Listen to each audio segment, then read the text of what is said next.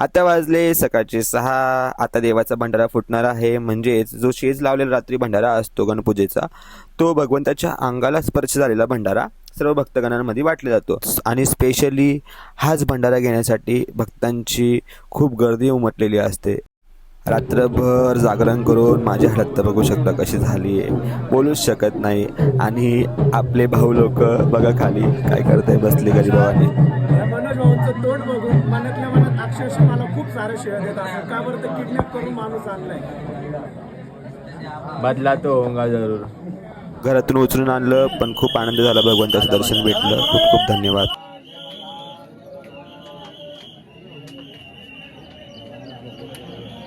आला आला भंडारा आला. एवढ्या गर्दीतून भंडारा घेणं ही काही तोंडाची गोष्ट नाही आहे.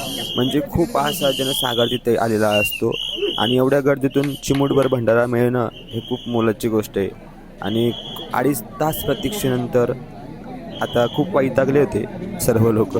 मयूर भाऊ तर डायरेक्ट खाली बसून घेतलं होतं आणि त्यांना तर झोपच लागली होती, कारण की रात्रभर जागरण करून दिवसा पण जागरण करायचं आणि भंडाऱ्याला गर्दी करायची. बघा कसे बसले बिचारे दोघंजणं, दमलेत. 2.5 तास उभे होते, खूप खूप खूप दमलेत. आता गणेश भाऊची बी तयारी बसायची. आता बसल्या बसल्या फक्त झोपू नका, भंडारा आणून द्या मला काय माहीत नाही. मी त्यांना बोललो मी तर फक्त व्हिडिओ काढणार, मला तुम्ही आणलं, मला तुम्ही भंडारा द्या, बाकी काहीच नाही. आणि हे त्या बाबांची मजाक मस्ती करताय.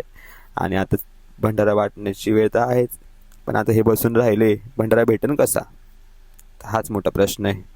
एवढ्या गर्दीत घुसून म्हणजे दमदाटी करून लोकांचे बोलणे खाऊन यांनी मला भंडारा आणून दिलेला आहे. आणि भंडारा भेटल्यानंतर जे माझे काही फॅन फॉलोअर्स होते, जे माझे चहिते होते, त्यांनी मला एक आग्रह केला की दादा तुम्ही गाणं बोला गाणं बोला गाणं बोला. तर मी बोललो की मी नाही गाणं बोलू शकत, माझा घसा जास्त आवाज नाही निघणार. तर ते बोलतात की दादा तुम्ही गाणं बोला. आणि आमचे गणेश भाऊ भांडून तंडून भंडारा घेऊन आले आहेत. आणि भंडारा भेटल्यानंतर मला तर आनंद गगनात मावत नव्हता की हे सोनं आहे भाई, खरंच सोनं आहे.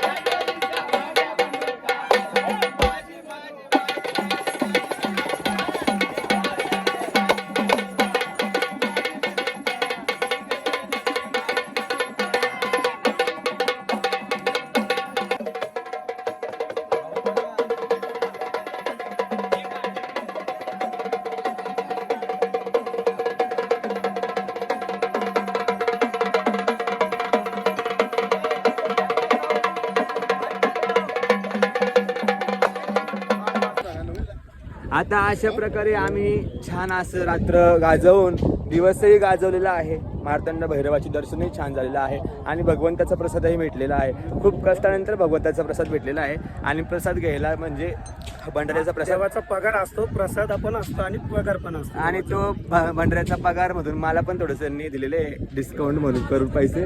तर भाऊ गेले ते भंडारा घ्यायला आणि आमचे बंधू गेले होते आणि आमचे लाडके बंधू गेले होते भंडारा घ्यायला. तर त्यांचे हाल विचारून त्यांना कसे गर्दी आहे मध्ये विषय बेकार. आणि खूप म्हणजे स्वर्ग सुखाची अनुभूती काय असते ना ते फक्त ना लोक दुसरे कैलास शिखर. नाही स्वर्ग सुखाची काय अनुभूती असते ना ते ह्या दिवशी येऊन बघावा की गणपूजेला या. खरंच असं वाटतं की सगळे तुझं आलंय बघा ना गाईज किती सुंदर वाटतंय. म्हणजे ना एवढं सुंदर वाटतंय ना की असं मी प्रशंसाच नाही करू शकत. एक तर तुम्ही बघितलंय आपण सह्याद्रीच्या कुशीत असतो आणि वणीगडचं तुम्ही बघितलं असेल तर त्याच्यापेक्षा पण सुंदर नाही म्हणू शकत, पेक्षा कंपॅरिझन नाही करू शकत. पण मग छान खूप भाऊ ते बघा, ते खूप मंदिर सुंदर. दिसतंय. आणि हे खाली मंदिर जे आहे ना रात्री दिसत नव्हतं, तिथे आता दिसतंय ते ना देवाची तालीम आहे. तिथं हेगडे प्रधान आणि खंडोबा हे कुस्ती खेळायचे. क्या बात आहे बघा. सर्व काही गोष्टी जास्त गोष्टी नाही दाखवू शकतो तुम्हाला पण मग आम्ही रस्त्यावरती थांबलेलो आहे चहा पिण्यासाठी. सगळेजण ज्याच्या त्याच्या तऱ्हेमध्ये सगळेजण चहा पित आहे. एक अतिशय वैतागलेला माणूस आज तुम्हाला दाखवतो. किती गरीब गाई सारखा तो बसलेला आहे आणि बघा बिचाराचे किती हाल झाले. घरातून किडनॅप करून आणले. किती माणूस मनामध्ये मला शिव्या देत असेल, किती काय करत असेल काय सांगता येत नाही. माणूस बघा किती गरीबासारखा बसलाय. एखाद्याला घरातून काढून दिला ना का वनवाशासारखा तसा माणूस बसलेला आहे इथं बघा. ब्लॉगचा नाद तुम्हाला बी लागलेला आहे. आता मला झोप येते ना तुम्हाला काय सांगू. माझ्या डोळ्यावरती मी जाणार कारण गाडी मला चालवायची ना. भाऊ आम्हाला घरी जायचंय, वरती सारखात नाही जायचंय. अशा प्रकारे आमचं वनवाशी पाखरू आहे. भाऊचं फेवरेट गाणं पाखरू मला गावलंय. तर हे बघा वनवाशी पाखरू आज गावलंय. नमस्कार, जय श्री महाकाल. आम्ही जेजुरीवरून येत असताना सिन्नरच्या हायवेवरती आलो. हायवेवरती जय मल्हार खानावळ म्हणून आहे. आम्ही त्या ठिकाणी आलो. अतिशय सुंदर अशी सर्व्हिस आणि चविष्ट असं जेवण होतं. खाऊन खूप मजा आली. जर कधी कोणी तुम्ही हायवेने गेला तर नक्कीच व्हिजिट करा. साहेब पण खूप चांगले आहेत, मालक बोलतात आणि ते स्पेशली माझे फॅन आहे.